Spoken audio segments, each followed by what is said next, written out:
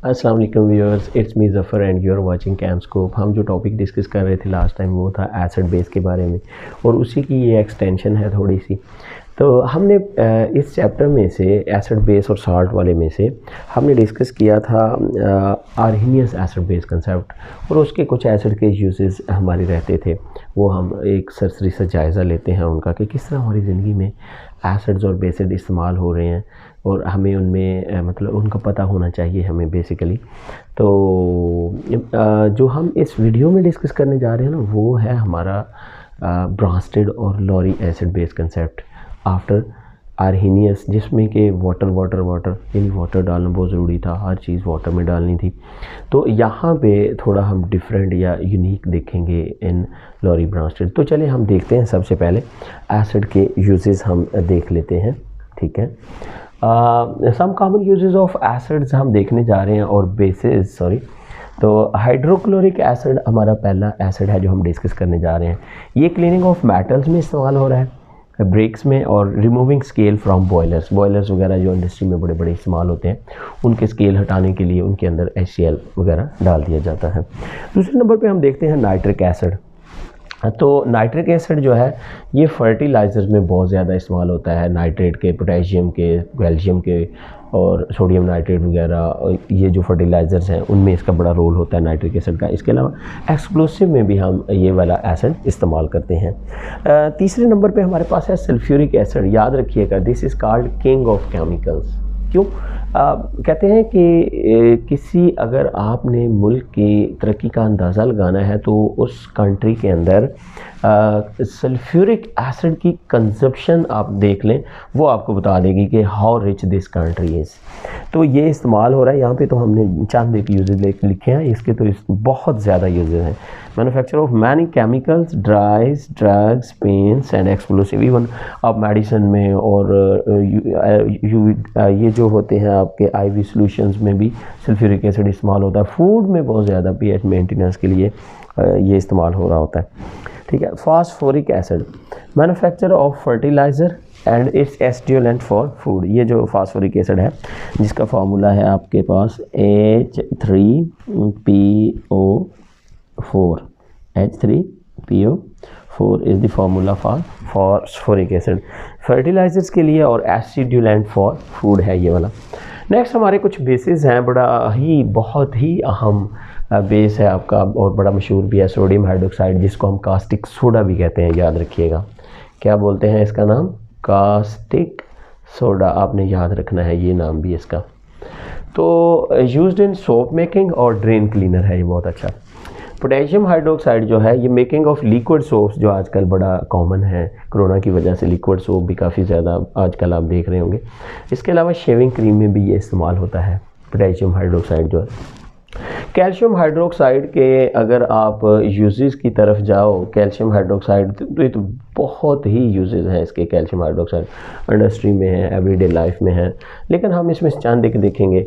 Mortar इस्तेमाल होता है, सीमेंट लाइक मटेरियल है ये, प्लास्टर, मोर्टर, प्लास्टर, और इसके अलावा सोप में, मेटलर्जी में, शुगर इंडस्ट्री में, और इसके अलावा वाइट वॉश के लिए इस्तेमाल होता है ये, ठीक है। क्लीनिंग मेटल्स की एक्सट्रैक्शन में इस्तेमाल होता है। इसके बहुत ज़्यादा यूजेस हैं। इसके बाद है magnesium hydroxide, MgOH। This is called milk of magnesia. ये खुदा न खास्ता किसी को एसिडिटी होती है, एकदम रात को डिस्टर्ब होता है, तो ये एंटी एसिड के तौर पे दिया जाता है, मिल्क ऑफ मैग्नीशिया, ठीक है ना। और इसके अलावा ये बहुत अच्छा लैक्सेटिव भी है। तो ये तो थे हमारे थोड़े से कॉमन से यूजेस एसिड्स और बेसिस के। तो नेक्स्ट हम डिस्कस करने जा रहे हैं इससे द ब्रांस्टेड लॉरी या लॉरी ब्रांस्टेड एसिड बेस कंसेप्ट। हुआ ये कि जब आर्हीनियस का बहुत पॉपुलर व्यू था अबाउट एसिड एंड बेसिस, और ये बड़ा नज़रिया चला भी, लेकिन इसमें खामी की हर चीज़ को पानी में हल करें। मसलन अगर आपके पास कार्बन डाइऑक्साइड है या अमोनिया है, तो ये इनके पास कार्बन डाइऑक्साइड के साथ तो कोई हाइड्रोजन नहीं है कि ये अपने आप को एसिड शो कर सके। इस तरह SO2 गैस है आपके पास, उसको वाटर में डिसॉल्व करो, एसिड होती है, लेकिन उसके पास कोई हाइड्रोजन नहीं है, ठीक है। इसी तरह अमोनिया को वाटर में ऐड करो तो वो तो OH नहीं देता। तो ये मसाइल थे। तो 1923 में ये JN लेवस, ठीक है, और ये 1923 में J.N. ब्रॉन्स्टेड है, ठीक है, सॉरी, बेसिकली J.N. ब्रॉन्स्टेड और T.M. लॉरी जो थे उन्होंने ये कंसेप्ट दिया था ना, J.M. Bronsted and T.M. Lowry gave this concept, ठीक है। इन्होंने ये कहा कि एसिड प्रोटॉन डोनर होता है और बेस जो है प्रोटॉन एक्सेप्टर होता है। Acid are proton donors, simple सा लिखते हैं ना, proton donors and bases are proton acceptor, बस बेसिस आर प्रोटॉन एक्सेप्टर्स होते हैं जी। लो जी, ये एक नया माइलस्टोन था कि इसने एक बुनियाद रखी एक और एसिड बेस में लोगों को इंटरेस्ट क्रिएट हुआ, उन्होंने मुख्तलिफ चीज़ों को न देखना शुरू किया। इसकी मैं एग्ज़ाम्पल यूँ लेता हूँ कि मेरे पास लेट्स से HCl है, मैं इसका रिएक्शन करवाता हूँ क्या नाम है आपके वाटर में या वाटर के साथ। वाटर में आपको पता है 2 हाइड्रोजन हैं और इस ऑक्सीजन पे 2 लोन पेयर हैं, ठीक है। तो बेसिकली H जो है प्रोटॉन डोनेट करता है और आपको मिलता है H3O plus your Cl negative. हुआ क्या है, H इसने प्रोवाइड किया है, ठीक है, H किसने दिया है, HCl ने। प्रोटॉन है ये, प्रोटॉन डोनर क्या होता है, एसिड होता है, और जिसने एक्सेप्ट किया है अकॉर्डिंग टू दिस थ्योरी वो क्या होगा, बेस। तो ये थ्योरी है आपकी। HCl after giving proton acts like an acid and water after accepting a proton is acting like a base। इसमें यही बेसिक कंसेप्ट है कि which one is donating proton and which one is accepting proton। तो ये है हमारा acid base का concept. यहाँ पे मैंने ये लिखा हुआ है हाइड्रोनियम आयन, जिसके गिर्द हम ब्रैकेट्स भी लगा सकते हैं। हाइड्रोनियम को ऐसे भी लिखा जाता है, आपको पता है ऑक्सीजन की वैलेंसी 2 है, इसकी कैपेसिटी 2 है, लेकिन जब किसी एलिमेंट को आप उसकी कैपेसिटी से ज़्यादा बॉन्ड देते हो तो फिर उसके ऊपर आप पॉजिटिव लिखते हो। तो नेक्स्ट आपको हाइड्रोनियम आयन मिला इसमें से, तो इसका जो बॉन्ड बना है, क्योंकि आपको पता है ऑक्सीजन ने अपना लोन पेयर डोनेट किया है, इसमें जो बॉन्ड बना हुआ है that is called coordinate covalent bond. Next एक और हम एग्जांपल करते हैं, हमारे पास है जी, हम कहते हैं अमोनिया है, हम इसका रिएक्शन करवा देते हैं वाटर के साथ, ठीक है। अमोनिया का रिएक्शन हमने करवाया वाटर के साथ। अब ज़रा देखिएगा, अब ये अमोनिया के पास एक लोन पेयर पड़ा हुआ है जिसकी वजह से ये प्रोटॉन ले लेता है, ठीक है। तो ये क्या बना देता है, NH4 पॉजिटिव, ठीक है। यहाँ पे भी अमोनिया की कैपेसिटी तो 3 बॉन्ड की है, नाइट्रोजन की, सॉरी नाइट्रोजन की कैपेसिटी 3, लेकिन आपने यहाँ 4 दे दिए तो इसमें पॉजिटिव डालना पड़ेगा।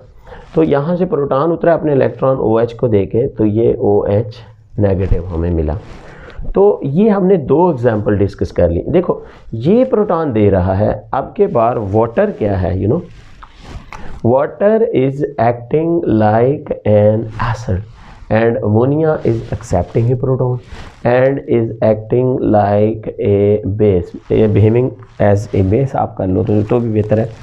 अच्छा, इन दोनों में हम अगर थोड़ा डिस्कस कर लें, उधर देखो HCl is donating, हम बात कर लेते हैं HCl is donating proton, so it is, इधर नतीजा लिख लेते हैं एसिड, उस रिएक्शन की बात कर रहा हूँ, ठीक है।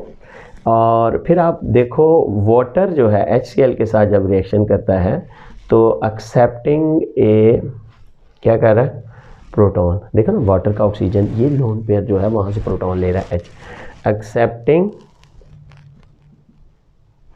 Proton is behaving like base. अब आप इस रिएक्शन पे आ जाओ, यहाँ पे देखो वाटर, यहाँ पे वाटर इन दिस रिएक्शन, इसकी बात कर रहा हूँ ना, वाटर इज डोनेटिंग, यहाँ पे देख लो यहाँ पे वाटर जो है डोनेटिंग प्रोटॉन, और वाटर यहाँ पे एसिड है, और फिर अमोनिया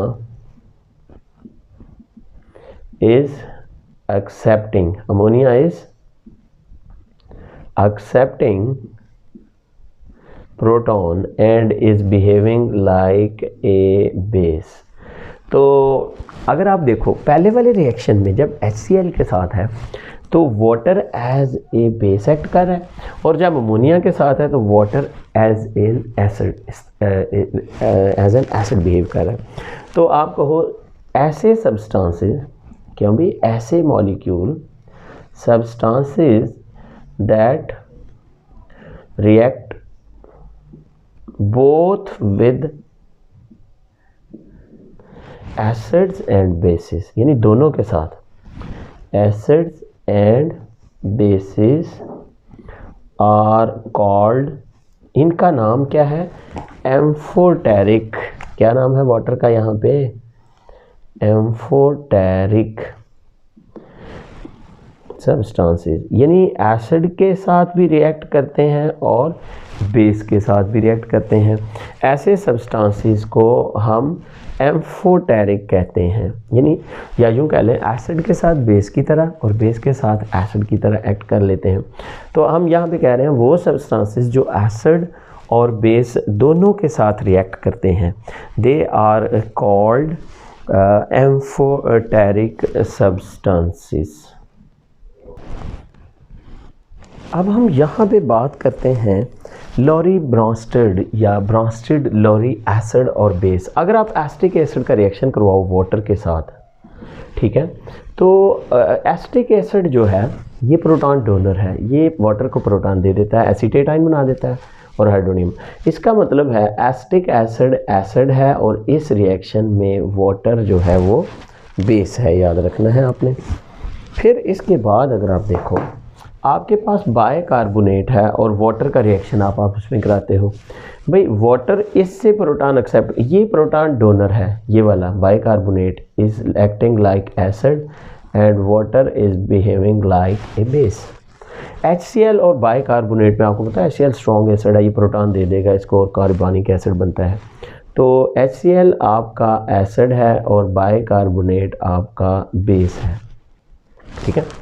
HS और वाटर का अगर आप देखें तो HS जो है स्ट्रॉन्ग है as far as electron proton donation is concern, ये हाइड्रोजन आयन दे के एसिड की तरह और वाटर बेस की तरह एक्ट करता है। अगर आप नाइट्रिक एसिड देखो इट्स स्ट्रॉन्ग एसिड, ये वाटर को प्रोटॉन दे देता है। ये देखो जी जब प्रोटॉन देता है तो नाइट्रेट आयन बनता है और वाटर से हाइड्रोनियम आयन बन जाता है। ये एसिड और वाटर बेस के तौर पर एक्ट करता है। लास्ट रिएक्शन में आप देखो अमोनिया नाइट्रिक एसिड, ये तो वैसे ही आपको पता चल रहा है कि कौन क्या करेगा, यू नो कि ये प्रोटॉन एक्सेप्टर करके अमोनियम आयन बनाता है और नाइट्रेट HNO3 प्रोटॉन देता है। तो ये आपका एसिड है और अमोनिया आपका बेस है। तो ये था हमारा Brønsted Lowry acid base concept, जिसमें हमने कहा जो प्रोटॉन डोनर होगा that will behave like an acid, या वो एसिड होगा, और जो प्रोटॉन एक्सेप्ट करेगा वो हमारा बेस होगा। उम्मीद है आपको वीडियो पसंद आई होगी। Thank you for watching, bye.